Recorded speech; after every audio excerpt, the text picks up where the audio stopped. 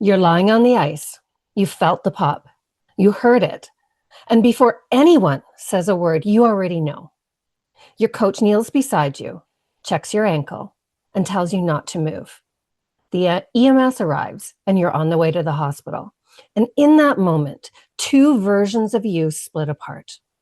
Your body just ended your career, but your mind is freaking out about the season, about your career, about everything, all the work, everything that you've put into it. Your mind is still planning. The what ifs are swarming through your mind. What about this year's competition? What will it mean? Your mind is still thinking choreography, programs, training. I'm Christine Reeves-Bolesne, and this is the Anti-Fragile Mindset. Today, we're talking about something athletes almost never prepare for. Not losing, not failure, but the moment your body fails you and your mind struggles to accept.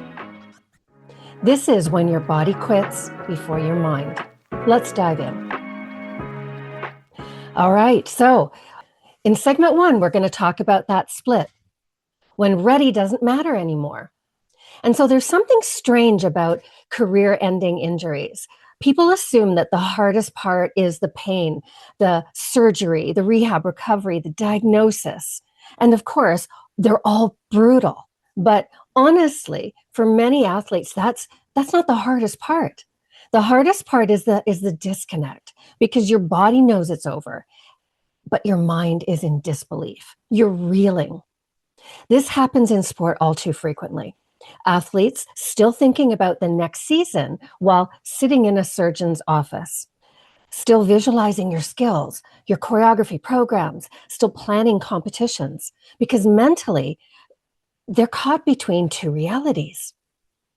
Lainey Stevenson, a volleyball player at Wright State, ruptured her Achilles during a game, and she said something that stayed with me. She said, "It felt like my own funeral." Can you imagine?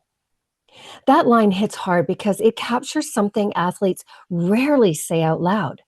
Everyone around you starts grieving immediately, but you haven't even processed what's happened yet. And part of you is still planning for competition, still believing there's more time, more future.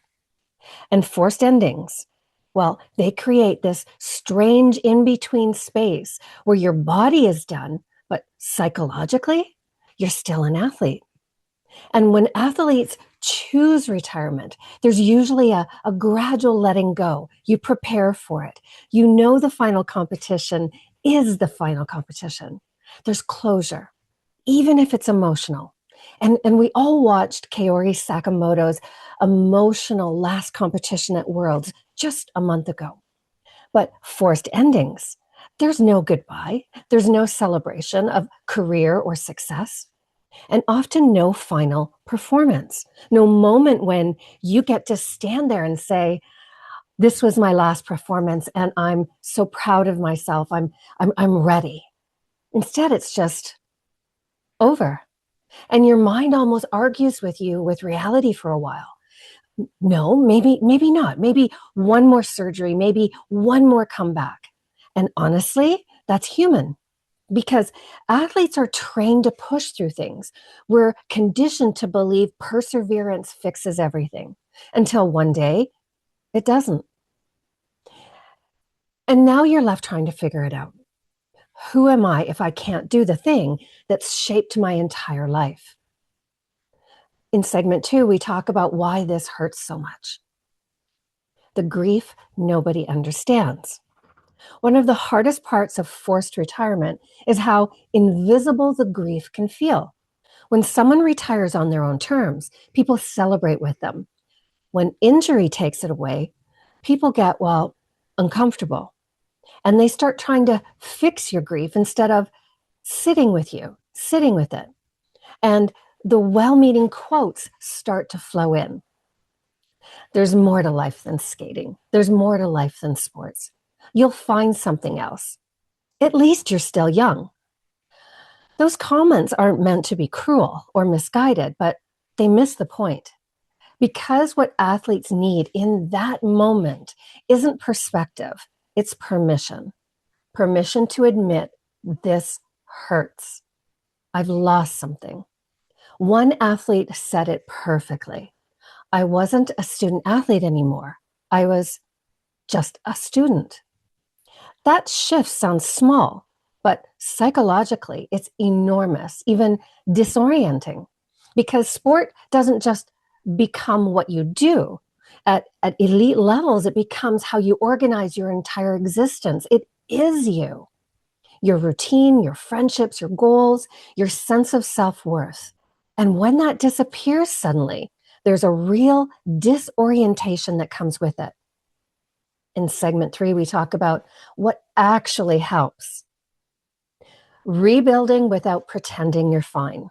So, what actually helps? Well, honestly, not motivational quotes, not everything happens for a reason. Sometimes terrible things just happen, and athletes deserve space to admit that. The first thing that helps is grief, real grief, not bypassing it, not pretending I'm okay, not pretending that because everyone else is uncomfortable with it, I need to have a stiff upper lip. I need to pretend I'm okay and show that resilience, show that strength that I can take this and carry on. I think athletes sometimes try to approach grief the way they approach their training. Let's fix it. Let's solve it. Let's push through. But grief doesn't work that way. You have to move through it, experience, feel it. And that takes time. And the second thing that helps is recognizing the qualities that made you successful in sport. They didn't just disappear with the injury. Your discipline, your resilience, your ability to adapt, those qualities are still yours.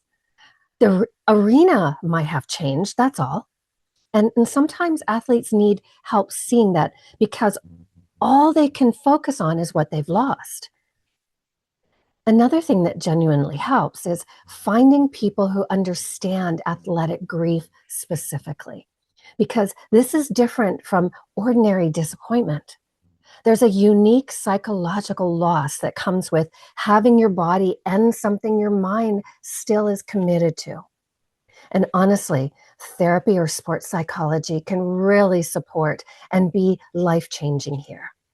Not because you're weak, because transitions are hard, especially identity shifts. So there's a volleyball player, Lainey, that I spoke of before. And I mentioned that she said that her sports psychologist helped her change everything. And as she said, I didn't want to talk to anyone. But once I did, I was 30 times better, feeling better, sleeping better. Mental health support isn't a luxury, it's essential. And then eventually, and this part takes time, you slowly begin building a life that isn't centered around that sport anymore. It doesn't mean the sport stops mattering. It always matters. It'll always be a part of you, and you'll always probably miss it. Personally, I still miss performing. I miss being lifted high in the air, flying through the air. It's a feeling of freedom, speed, and the endorphins that I got performing, I never found a replacement. I miss the feeling before stepping through those curtains, gliding out onto the ice, hearing the audience, the music, that strange mixture of nerves and excitement and the intensity of it. Athletes miss that because very little in life replicates it. But the qualities you built, the grit, the discipline, the ability to get back up to persevere, those don't disappear when skating does. They're yours. And you get to take them wherever you go next. And this is one of the biggest reasons I do the work I do now.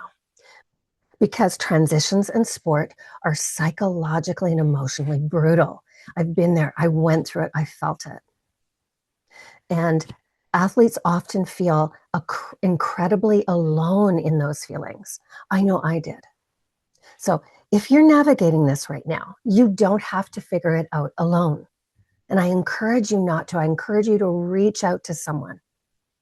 I work with athletes on rebuilding confidence, identity, and resilience after those setbacks. So book a free 20-minute discovery call. Let's talk. And you can find that at christinereeves.ca/coaching. So let's talk about how I can help you and in your shift from the sport you love to your next adventure. Or download my free guide, 3 Mental Toughness Techniques for Recovering Setbacks at christinereeves.ca/freebies. Let's rebuild together.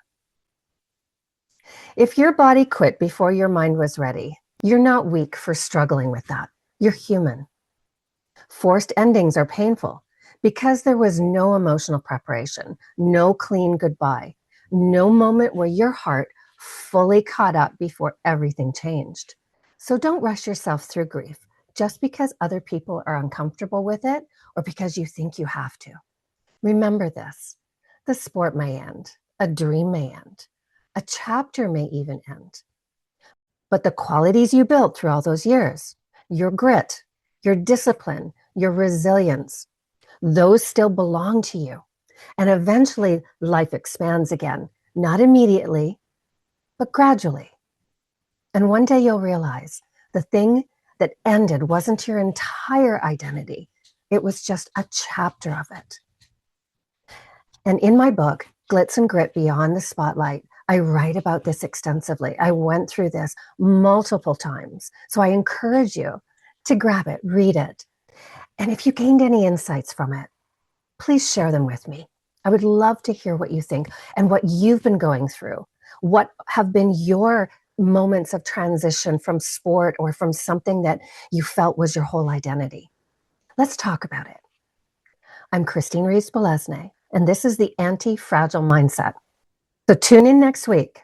I'm talking to the coaches, managers, and physiotherapists of the Cirque du Soleil performers to help them help their artists and athletes navigate these moments in every performer's life when they're faced with this exact same question. The show is over. What now? Same grief, same loss, different arena.